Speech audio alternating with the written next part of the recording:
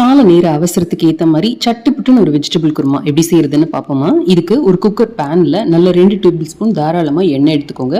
அதுல 1 டீஸ்பூன் கசகசா, 1 டீஸ்பூன் சோம்பு சேர்த்துக்கோங்க.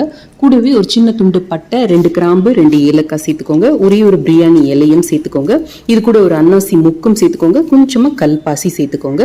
இது நல்லா பொரிஞ்சு வந்த உடனே இதுல ஒரே ஒரு வெங்காயத்தை நல்லா அரைச்சு சேர்த்துக்கோங்க. இல்ல கிரேட் பண்ணி சேர்த்தா கூட ஓகே.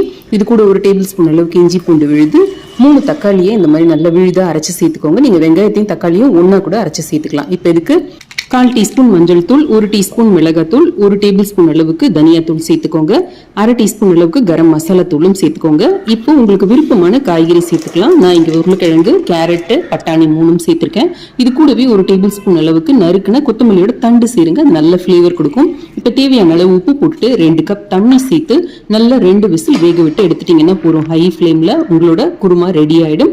இப்ப இது கொஞ்சம் தண்ணியா இருக்கிற மாதிரி இருக்கும். இதை நல்லா கிரீமி ஆக்கிறதுக்காக ஒரு பொட்டேட்டோ மேஷர் வச்சு நல்லா லைட்டா மேஷ் பண்ணி கொடுத்தீங்கன்னா நல்ல கிரீமியான குயிக்கான வெஜிடபிள் குருமா தயார்.